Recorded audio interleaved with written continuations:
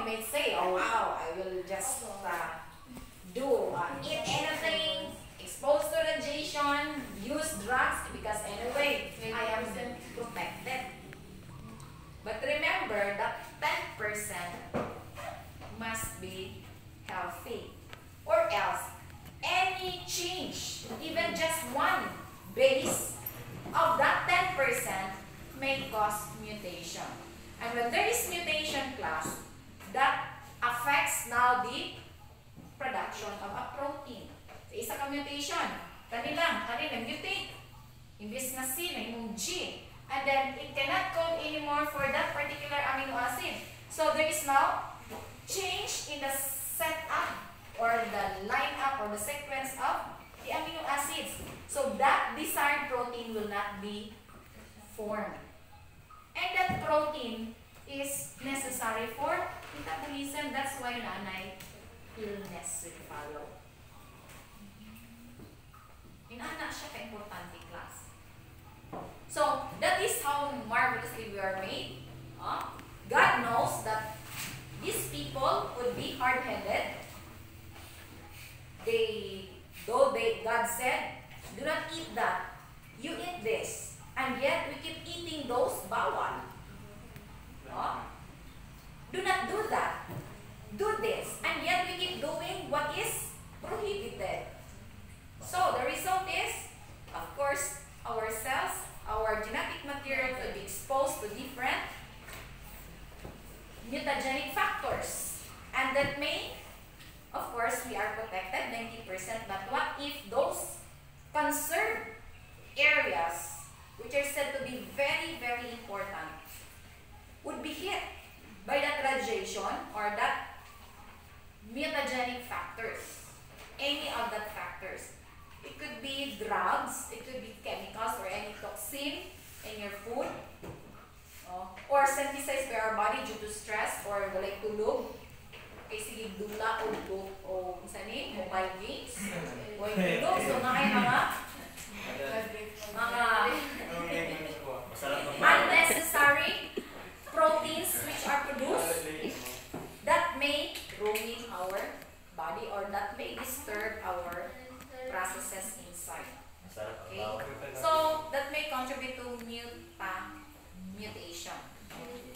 So, there will be mutation or alteration of the genetic structure, the DNA structure, and that will contribute to change in the phenotype or appearances. That will contribute to illness then. Okay? So, we will start here.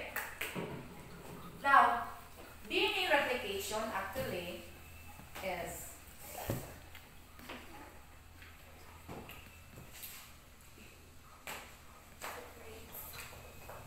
okay.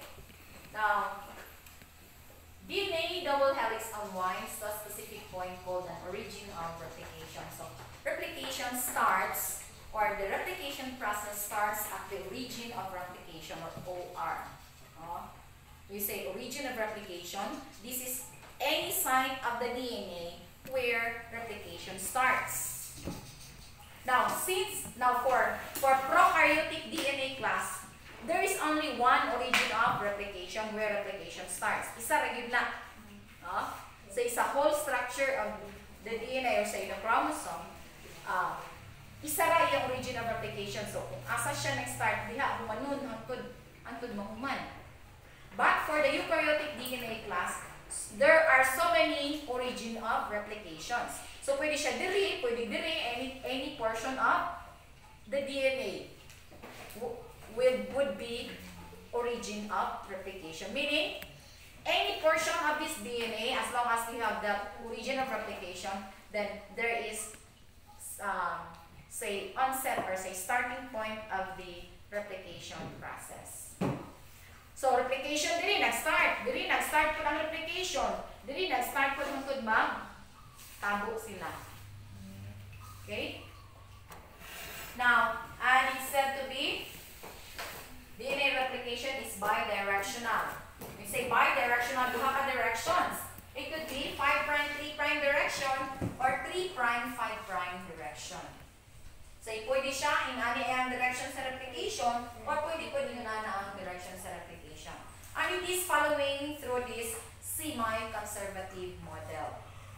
When we say semi-conservative model for the replication process, now, any or say one or any of these strands, either 5' 3' or 3' 5' could be a template for a new DNA to form. Are you with me? That is semi-conservative. Again, when you say semi-conservative, one of the two strands serve as the template for a new DNA to form. Gani, may mo siyang template. For this, say, kung ano yung 5', 3', that's why di-capitalize na ko ang letters. So, this serves as the template, which is the old strand of the DNA. 5', 3', and then, muna ni ang new DNA after replication. And on the other hand, kani mo, put ni, this is the 3', 5' or the lagging strand, then mo put ni ang new DNA na form after replication. So, ang mga sa GG, like, guwalin lagi ang pairing nga. Sisi po sa... Ay, sorry. Sana dapat sine siya. Mutate. Thank you. GG. Sisi ang mata. Mutate. Frame shift mutation. Kailangan ba din sa communication? Dili, bacteria na. Oh. Okay. So, that is semi-conservative. So, how is it be done? One of the strands, so kani siya mo ni ang strand serves as the template, which is the old strand, and this is expected to be the new strand. And this one, the other strand, the 3', 5', is another template for a new strand to form. So the result, after replication process, the result is the production of two daughter cells or two daughter DNAs which are exactly the same with each other. So, asa man ang genetic information, anak? Kanimo ni ang genetic information. Which has to be transferred later to RNA molecules. That is during transcription process. Okay? So, now, how is it be done? Okay, now you have here the leading strand. Leading strand is called 5', 3'. The process of DNA replication here is said to be continuous. Walay putol-putol. If this is now just like this, kani siya, during the production of this new strand of DNA, the process of replication is said to be continuous. Because this is the 5', 3' strand, the leading strand. On the other hand, if this is used as the template strand, 3', 5', this is the lagging strand, the process of replication is said to be discontinuous. We say discontinuous, putol-putol ang process. And that ends up to the production of fragments. We call that as Okazaki fragments. Okay?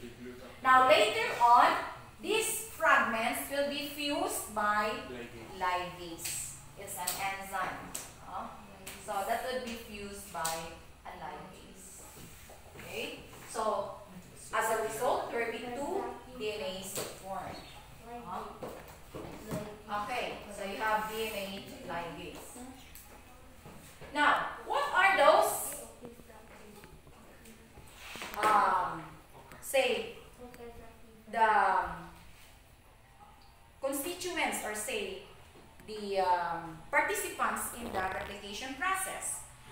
Now, you have here different enzymes called DNA polymerases 1, 2, and 3.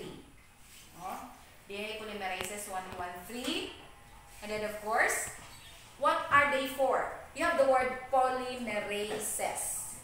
What's the function of these enzymes? For polymerization. When we say polymerization, say if this is one monomer or one nucleotide, this is another nucleotide, siya ma-join together. So joining together of one monomer with the other monomer to become nahimo? Whole strand of DNA. Got it? So, kani siya, one nucleotide, another nucleotide. So, kisa mag-construct ana, kisa magtaki. SB, DNA polymerases 1, 2, and 3. Okay? Now, during the process class, or say, there are events, no? Events required for DNA replication. First, you have initiation.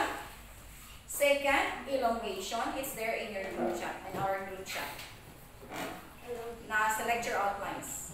Events required for DNA replication. First, initiation. Second, elongation. Third, termination. And fourth, segregation. Now, we will start discussing the initiation. Now, how do you describe the initiation process of replication? What is observable here is the melting of the DNA at the origin of replication. Melting. Mumelt siya. Meaning, kung mumelt di siya, no? Mumelt. So, later on, so there will be separation of the two strands. So, melting DNA at the region of replication is actually the separation of the strands. So, ma-separate ang two strands. No?